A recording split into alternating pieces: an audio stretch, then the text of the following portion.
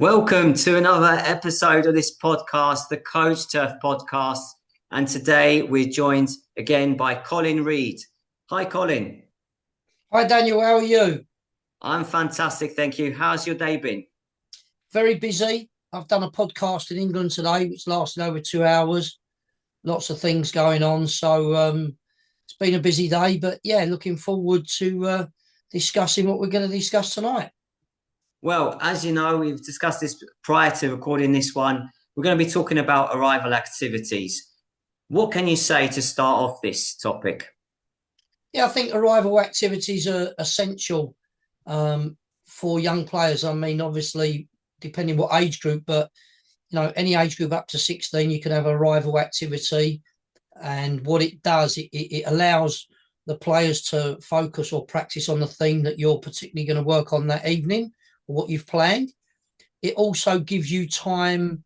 It gives you time to buy time for those players that are coming late. So you might have planned your session on a particular theme, and you might want X amount of players. So if players do turn up late, as they do for whatever reasons, then if you've got a rival activity planned, it will allow your players to come and practice that theme. So you can set various themes, what you're going to work on, and it allows them to have maximum ball time, as opposed to getting there, getting a ball each and smashing it at an open goal from 5 yards out, as they tend to do. So for me, arrival activities are very positive, and it can be on a number of things and themes, and it just gives them an opportunity to work on their technical aspects of the game. Is there a go-to arrival activity that you use? Yeah, I generally work on ball mastery and familiarity. That's easy for me to say. It can also be used. You can have a whole part whole, where we talk about having a game when they get there, and that may encourage the parents then to get their child there earlier, because they're going, oh, when we get there, we'll have a game. Can we be there early? But in terms of my go-to one, it's roundabout ball familiarity. Everybody gets a ball each. I mark out a little small square, probably about 10 by 10.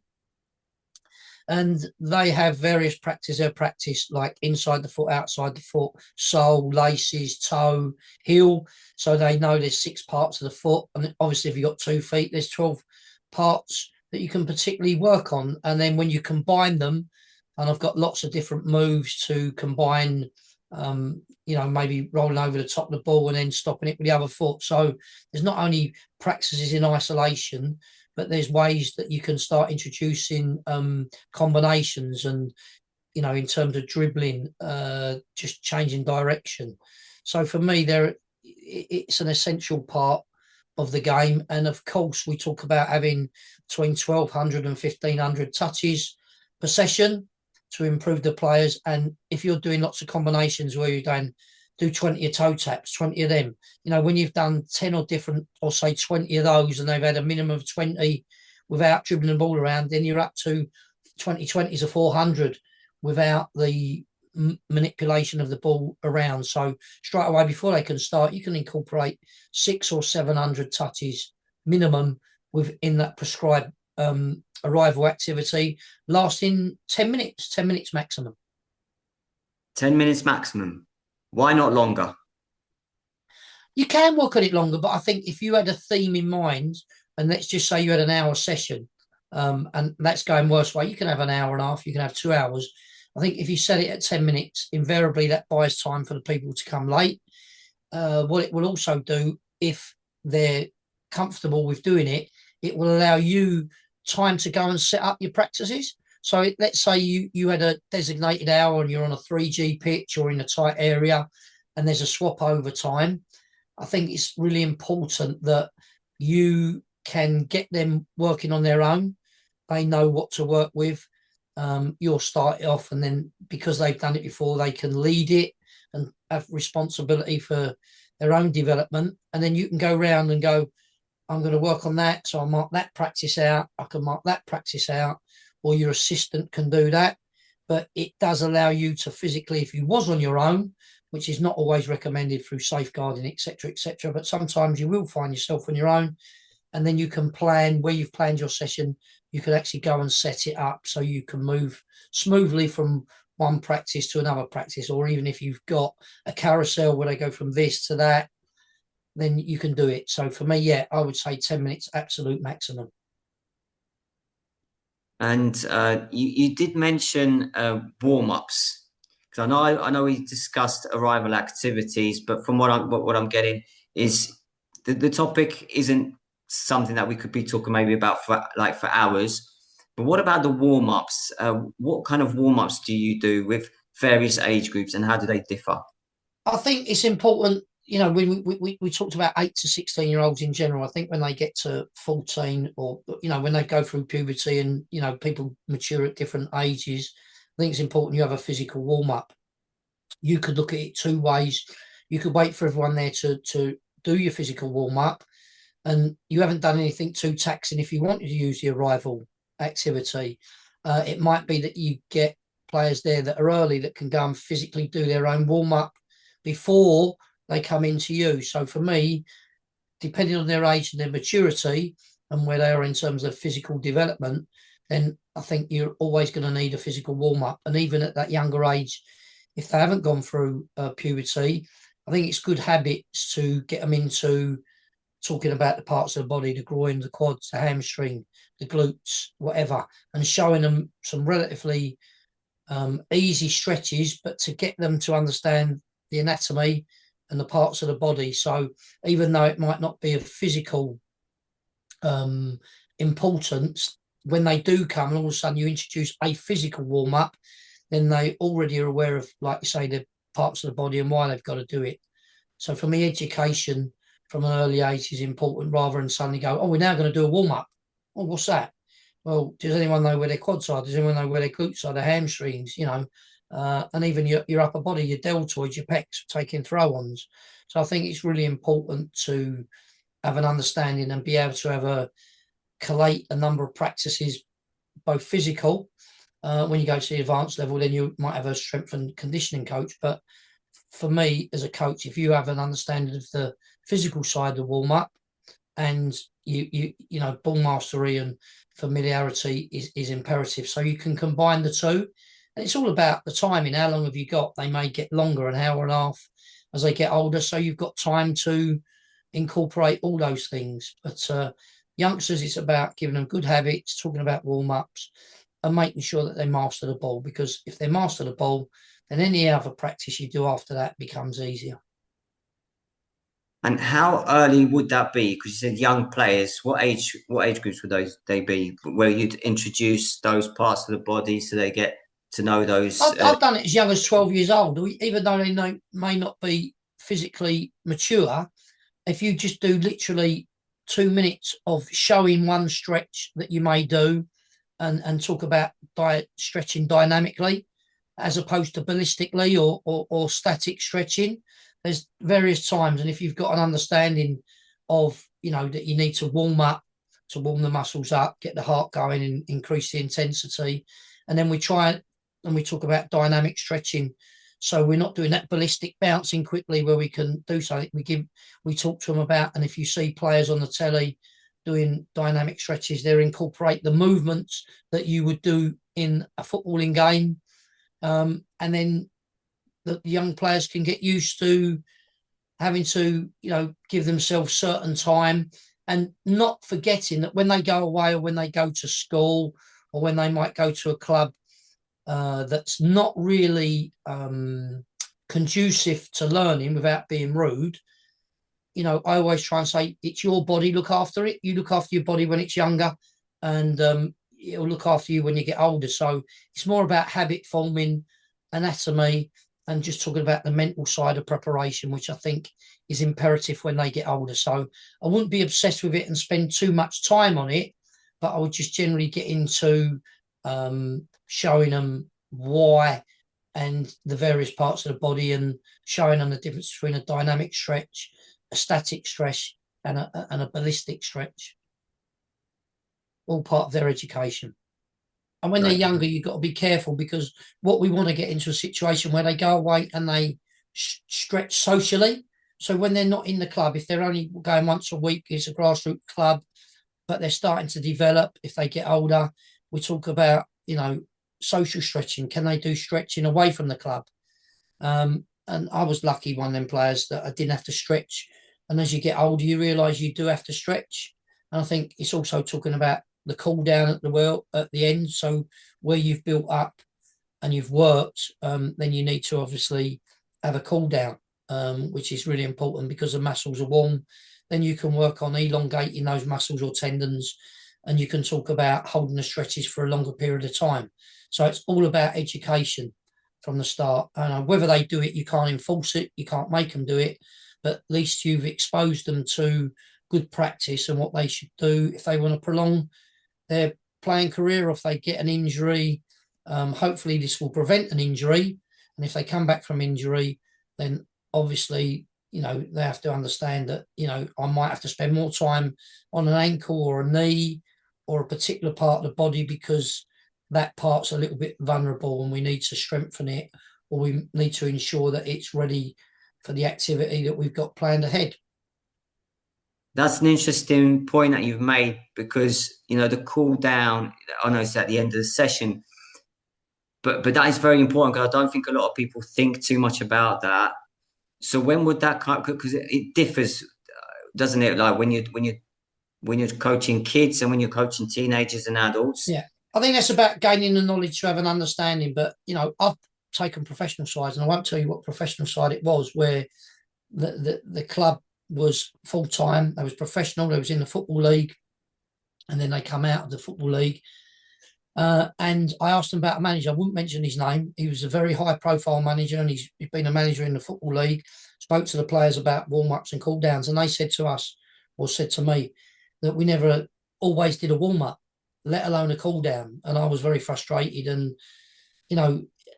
maybe because he was an older guy, but I think that it doesn't matter how old you are, you're never too old to learn.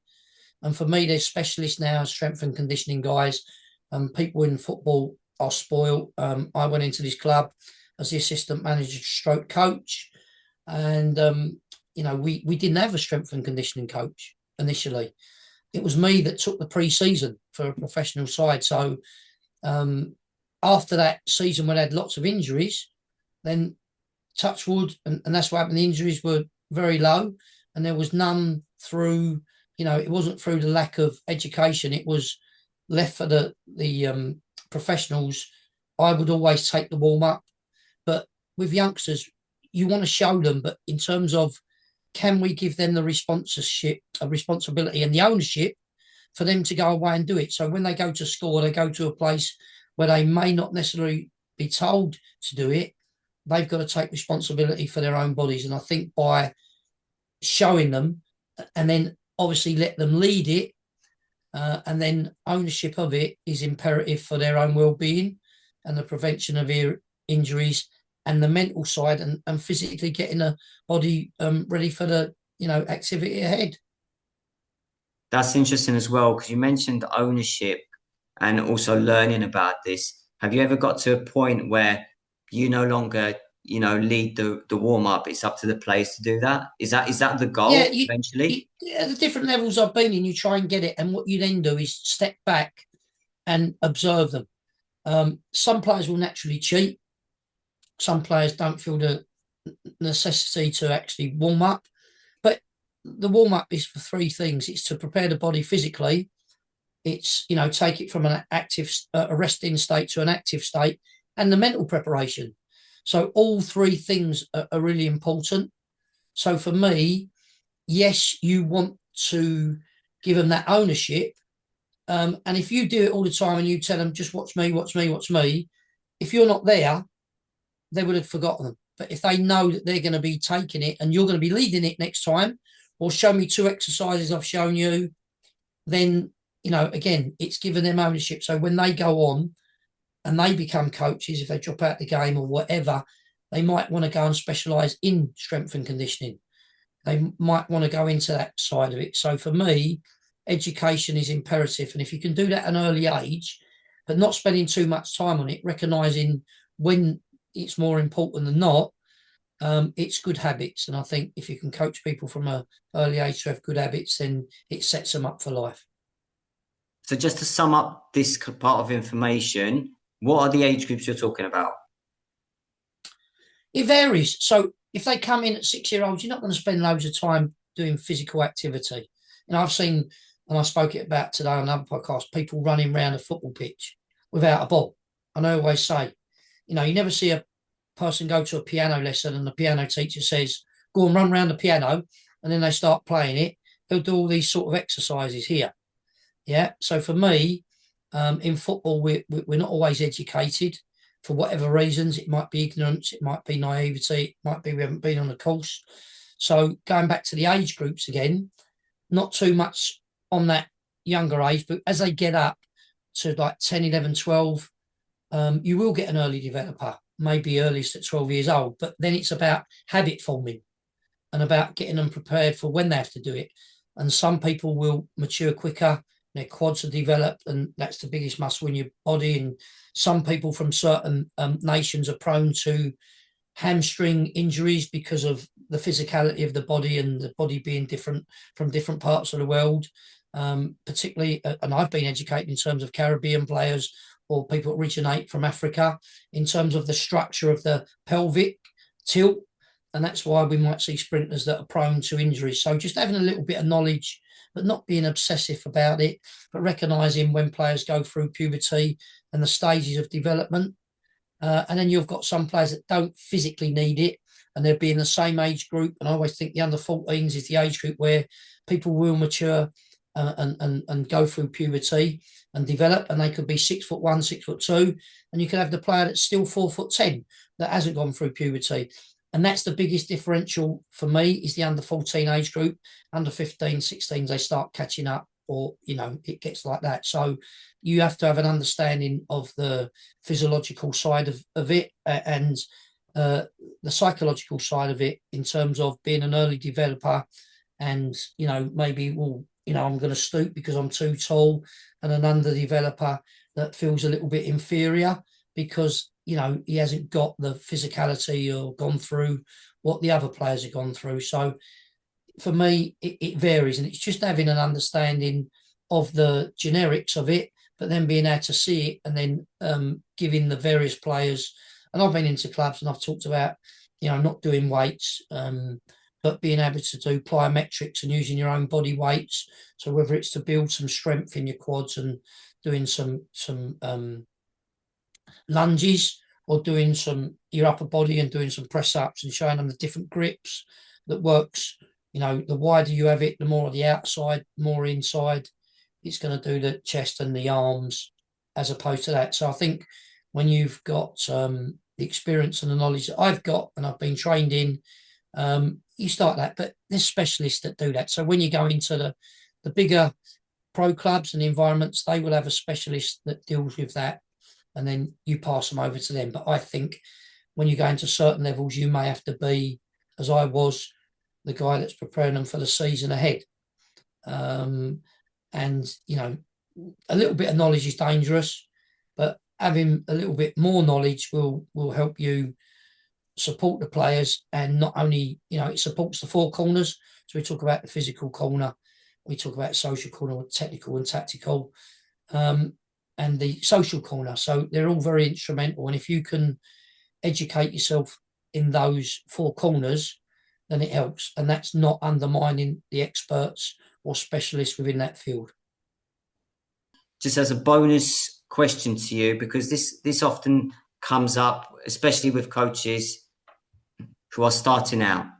Because we spoke a bit at the beginning of this episode about the arrival activities and the warm-ups. It's kind of like linked into that moment in between. People might have, you know, coaches might have the session planned for X number amount of players. They come and they get a different number. A lot of coaches I know starting out, they kind of stress with this moment. What advice would you give to them in those situations? Yeah, sorry. I think experience comes with that you're playing for X amount, and there will be some coaches that can't handle that when they haven't got and they will completely change the theme or the technical part that they're going to work on. And for me to say is you'll always plan for it, but you need to have a contingency, the what if.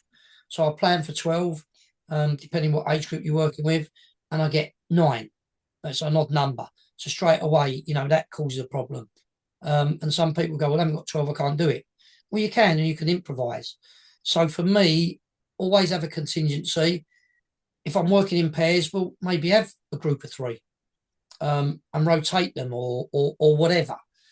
So, I think experience allows you to do that, but certainly don't be go off at a tangent and do something else, a completely different theme. Because if you want to work that theme and you're developing it and you're taking it from that practice to that practice to that practice, but you're all keeping on the same theme, and then suddenly to change it because the numbers don't work out, and all of a sudden you're going to start off with something and then you revert back to your theme, or you've gone completely different. So I just think, plan ahead. What if I have an extra player turn up, try this? What if I have one less, two less, three less? And, I think you get less intimidated or frightened if you've got that experience and you are able to just slightly change it and rejig it to get the same outcomes of what you initially wanted. Fantastic advice, Colin. Thank you very much. And that's going to be all for this episode. So thank you. Thank you, Daniel. Hopefully the listeners have taken something from this evening's session. And like I say, if they've got any questions they want to ask, then obviously go via yourself and we can bring them up in future podcasts. Exactly. Just as Colin said, if you've got any questions, feel free to just send them along. And thank you for tuning into this podcast. I hope you found this informative and full of value. And we hope to come back with more episodes of the Coach Turf podcast very soon. Take care. All the very best. Let's enjoy the footy. Thanks, Daniel. Good evening. Bye.